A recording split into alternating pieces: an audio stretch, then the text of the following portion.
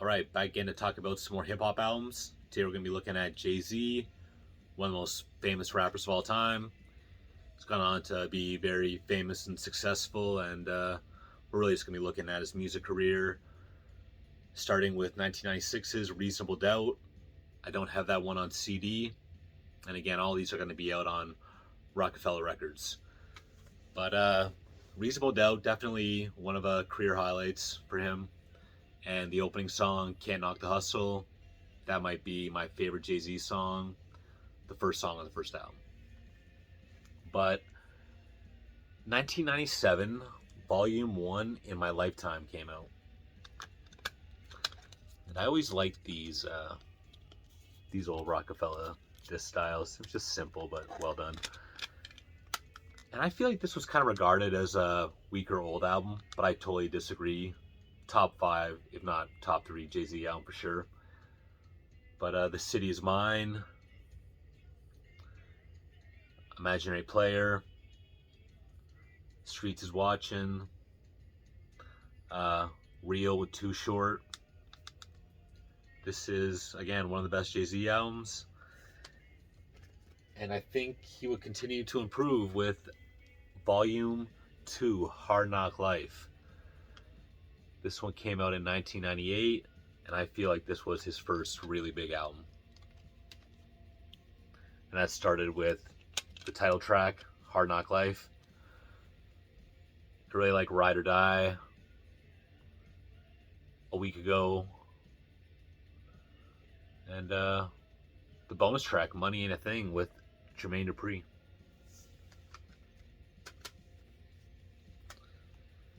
Next up, Volume 3, The Life and Times of S. Carter.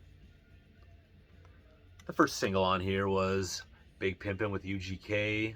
This came out in 1999. You know what? I always felt like this is the weakest of the old classic Jay-Z albums. I just found it kind of boring. And there's really no songs I even kind of go to for a mixtape. I just kind of forgot about this one. And a lot of people like that one better than this one, The Dynasty, which came out in 2000. But I personally thought this was an improvement. Is it a real Jay-Z album?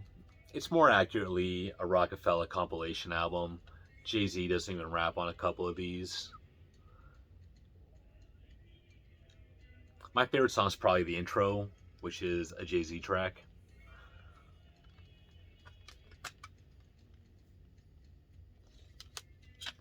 And track for track, this is one of my favorites, actually. But definitely not as good as 2001's The Blueprint. This is considered by many to be his masterpiece, myself included. This is probably his best album. I love the packaging, the blue jewel case, the disc, the booklet.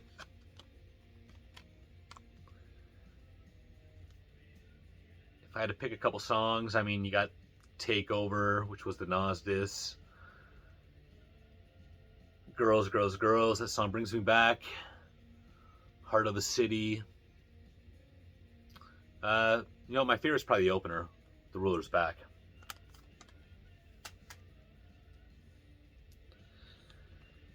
Now this one here, 2002, The Blueprint Part 2. This album is a huge step down. We're talking from 5 out of 5 to 3 out of 5, at best to me. This was a double album.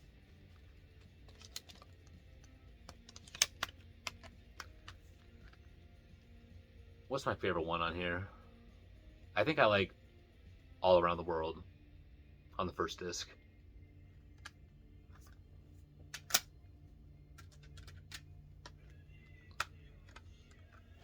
This is the Black Album. I forget if this was his retirement album or his return from retirement album. The retirement thing, it's happened a couple times, so it doesn't really matter to me. But this was 2003. Each song was produced by a very well-respected producer. my favorite one on here is probably Justify My Thug, which was a DJ Quick beat. And I also like What More Can I Say? And Encore is probably my favorite single on here.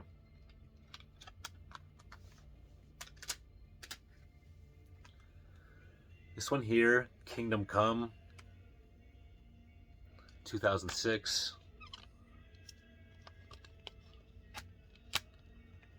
No major complaints, but this is definitely not an album I put on. Haven't listened to it in years. Is there a song that sticks out on here?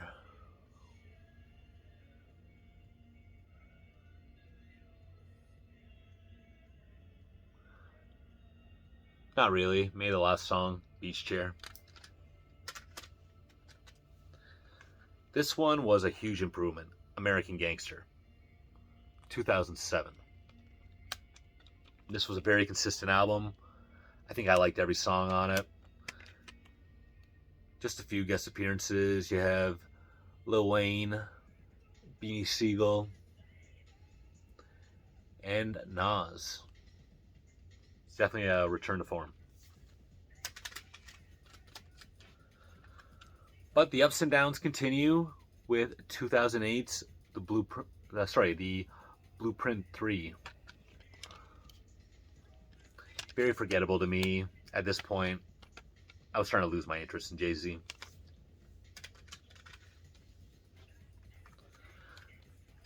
Watch the Throne, his collaboration album with Kanye West.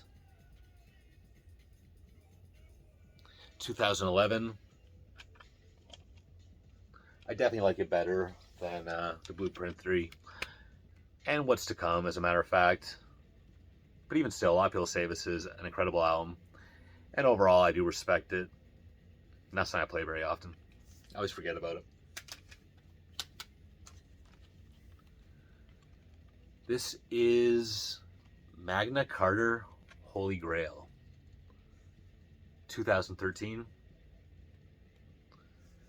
Yet another album that didn't really catch my interest, but my main reference point for this album is that there was a tour. It was Justin Timberlake and Jay-Z co-headlining. I forget who went on, who went last. They might have switched it up a little bit. That's definitely not something I would have really gone to as a decision of my own. But that was one of the few shows that kind of caught my wife's interest. And a friend of ours got us some tickets.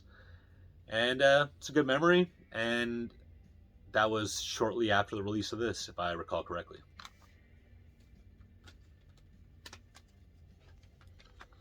So Jay-Z would put out 2 albums with R. Kelly. This is 2002's The Best of Both Worlds. So we're going back a little bit in time here to, I think this came out maybe 6 months after the Blueprint. It's both the Blueprint and this one came out during my last year of high school. So I always remember them. I like Take You Home With Me, Green Light, and the final song with Devin the Dude. That was pretty good too. They put out one more album together, 2004's Unfinished Business. This one here I thought was pretty bad. There's one good song on here, Feeling You in Stereo, which is pretty much a R. Kelly song with a short Jay-Z verse, if I remember correctly. And that song's great. And everything else, very forgettable. That's it for Jay-Z. Thanks for watching.